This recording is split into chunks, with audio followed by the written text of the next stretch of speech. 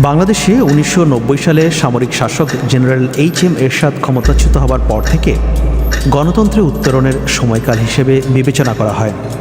এরপর থেকে বাংলাদেশে যেসব নির্বাচন অনুষ্ঠিত হয়েছে সেগুলোর ফলাফল নিয়ে পরাজিত পক্ষ সবসময় নাখুশ ছিল। বড় দুটি রাজনৈতিক দল বিএনপি ও আওয়ামী লীগ যখনই পরাজিত হয়েছে তখন তারা নির্বাচনের ফলাফল মেনে নেয়নি।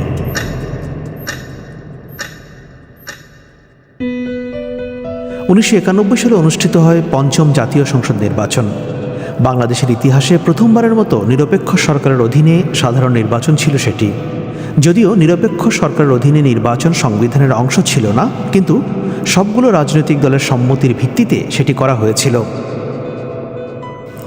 ১৯৯১ সালে নির্বাচনের আগে প্রচারের সময় দুই প্রধান রাজনৈতিক দল পরস্পরের প্রতি খুব বেশি আক্রমণাত্মক ছিল না।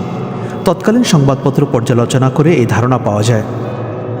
আওয়ামী লীগের নেতৃত্বে ৮ দলীয় জোট, বিএনপি নেতৃত্বে ৭ দলীয় জোট এবং বামপন্থী ৫ দলীয় জোট নির্বাচনে অংশ নেয়।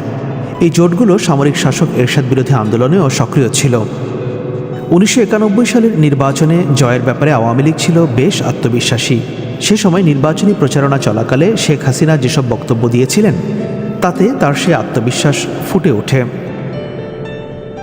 দলের ইশতেহার ঘোষণার সময় সাংবাদিকদের প্রশ্নের জবাবে শেখ হাসিনা তখন বলেছিলেন ২/৩ আসনে জয়লাভের ব্যাপারে তারা আশাবাদী।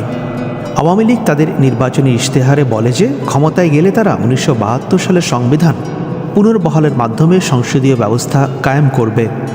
উত্তরাঞ্চলে নির্বাচনী এক প্রচারণার সময় শেখ হাসিনা বগুড়ায় জনসভায় বলেন, আওয়ামী লীগ বেশি কথা বলে না, সেমিফাইনাল বা ফাইনাল গেমের হুমকিও দেয় না।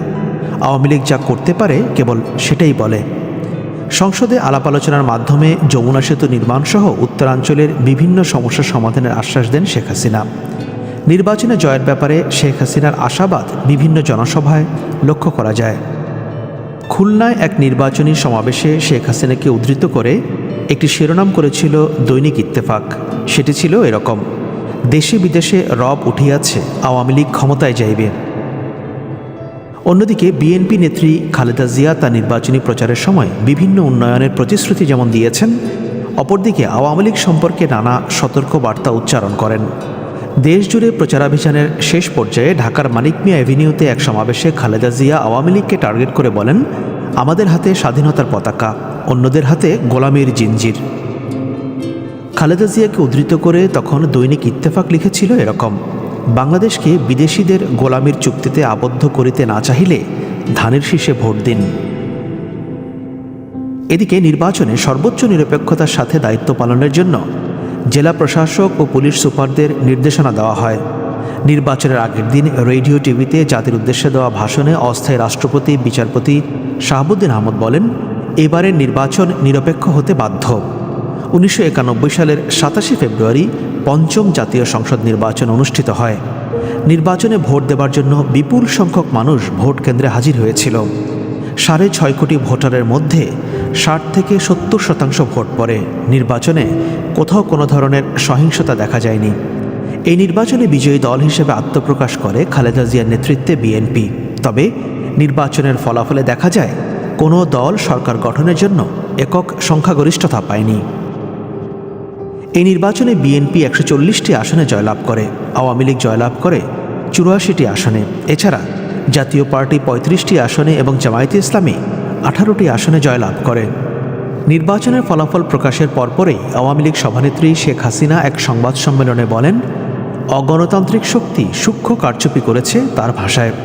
শেখ হাসিনাকে উদ্ধৃত করে তখন দৈনিক সংবাদ পত্রিকা লিখেছিল এরকম, ভোটাররা আমাদের ভোট দিয়েছে, কিন্তু চিহ্নিত অগণতান্ত্রিক শক্তি সূক্ষ্ম কারচুপি, কালো টাকা, সন্ত্রাস এবং এক অদৃশ্য শক্তির সাথে ষড়যন্ত্র করে ভোটের রায়ের ফল পাওয়া থেকে ভোটারদের বঞ্চিত করেছে। এ সময় নির্বাচনে আওয়ামী লীগের পরাজয়ের কারণ নিয়ে দলটির তৎকালীন নেতা ডক্টর কামাল হোসেনের একটি চিঠি নিয়ে ব্যাপক শোরগোল তৈরি হয়। আওয়ামী লীগের কার্যনির্বাহী সংসদের সভায় এক চিঠিতে তিনি বলেন, অতি আত্মবিশ্বাস, আত্মম্ভরিতা এবং কর্মবিমুখতার কারণে নির্বাচনে আওয়ামী লীগের পরাজয় হয়েছে। ডক্টর হোসেন তখন সেই চিঠিতে লিখেছিলেন, নির্বাচনের অনেক আগেই বিজয় সম্পর্কে তারা অতিমাত্রায় আত্মবিশ্বাসী হয়ে ওঠেন। সেজন্য নেতাকর্মীরা নিশ্চিত বিজয়ের আগাম গর্বে মাতোয়ারা হয়ে ওঠে। দীর্ঘ চিঠিতে ডক্টর হোসেন লেখেন, ডানপন্থী ও স্বাধীনতা বিরোধী শক্তিগুলো আওয়ামী লীগকে ভারতের সেবাদাস এবং ধর্মের শত্রু হিসেবে চিহ্নিত করে যেভাবে অপপ্রচার চালিয়েছে, তার বিপক্ষে আওয়ামী লীগের প্রচারণা বরাবরই দুর্বল ছিল।